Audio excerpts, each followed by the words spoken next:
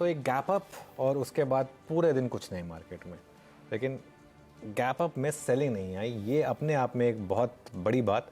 अब पिछले कुछ मिनटों में थोड़ा सा मार्केट हल्का ज़रूर हुआ है, कहने को आप डील ऊपर आ गए हैं, लेकिन फिर भी आप करीब करीब 80 पॉइंट ऊपर हैं। ये बता रहा है आपको किस तरीके का मार्केट है आज। बेसिकली एक गैप अप रहा, और जिन्होंने कल लॉन्ग कैरी किया उनके लिए एक अच्छी मार्केट। आज अगर आपने इंटरडे में कोई लॉन्ग ट्राई किया तो मार्केट ने आपको कुछ रिवॉर्ड नहीं किया, लेकिन फिर ये मार्केट है, जरूरी नहीं है कि आपको रोज और हर ट्रेड में रिवॉर्ड करे। बेसिकली कॉन्फिडेंस जिन्होंने दिखाया इस मार्केट में, पोजिशनल ट्रेड ली, उनके लिए फ़ायदा है। अच्छा, आईटी में तेज़ी है, और एक चीज़ क्लियर हो गई थी इन्फोसिस के रिएक्शन के साथ ही कि मार्केट ज़्यादा मूड में नहीं है आईटी को पनिश करने के लिए। और एक जो हमारा एक व्यू भी था हजदा की 52 वीक हाई पर जा रहे हैं मिड कैप हम आईटी में, वो अभी भी इंटैक्ट है, और आज मिड कैप में भी मोमेंटम है। देखते हैं फिर लास्ट का 1.5 घंटा कैसे रहता है आज का। अच्छी तेजी बन रही है across the board. Of course LTI Mindtree के नंबर्स अगले हफ्ते, टेक महिंद्रा इस हफ्ते, और विप्रो के नतीजे आएंगे, और मिड कैप आईटी में अभी भी कई सारे नतीजों का इंतजार रहेगा। तो उम्मीद तो डेफिनेटली बन रही है।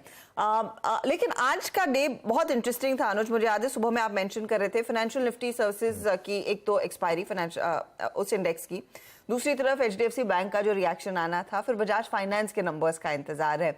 इस सबके बीच इंडेक्स थोड़ा सा संभलता हुआ दिखाई जरूर दे रहा है, लेकिन यहां से अगर बड़ा मूव आना है तो वो क्या बजाज फाइनेंस के नंबर्स देखने के बाद आएगा, या फिर कुछ और ट्रिगर पॉइंट चाहिए होगा? देखिए हर्षदा, एक व्यू मेरा बहुत क्लियर है। आपको याद होगा कल हमने एक लॉन्ग कैरी करने का एक व्यू रखा था मार्केट में, कि मार्केट में बॉटम बन चुका है। और जब भी मार्केट में बॉटम बन चुका होता है तो आपको एक चीज़ करनी होती है, आपको लॉन्ग रहना होता है मार्केट में और कैरी करना होता है उसके बाद। अब उसके बाद जैसे आज जैसा दिन है, ऐसे दिन आएंगे जिसमें आपको एक बार गैप अप मिल जाएगा, लेकिन उसका फायदा आपको तभी मिलेगा अगर आप ऑलरेडी इस पोजीशन में होंगे। तो आप ये सोचे कि नहीं मैं गैप अप के बाद खरीदूंगा, तो शायद वो फायदा नहीं होगा। अब ये मार्केट मेरे हिसाब से जा रहा है 20,000 और 20,200।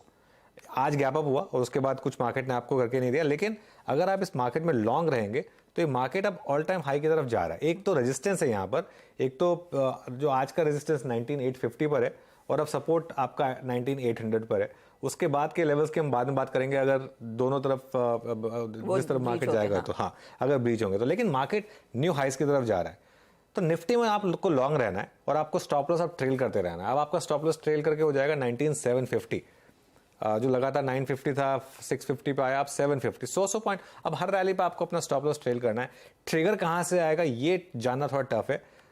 रोटेशन होगा मार्केट में, आईटी स्ट्रांग है, बैंक्स किसी दिन चलेंगे, हो सकता है कि कल बजाज फाइनेंस चल जाए, आज नंबर्स आ रहे हैं उसके बाद। नॉर्मली बजाज फाइनेंस अगले दिन चलता है, तो हो सकता है कल बजाज फाइनेंस चल जाए, ये भी पॉसिबल है। लार्सन एंड ट्यूब्रो 3-4 दिन से कंसोलिडेट कर रहा है, हो सकता है आज थोड़ी सी डिक्लाइन आई लार्सन ट्यूब्रो में, हो सकता है 2 दिन के बाद लार्सन एंड ट्यूब्रो चल जाए।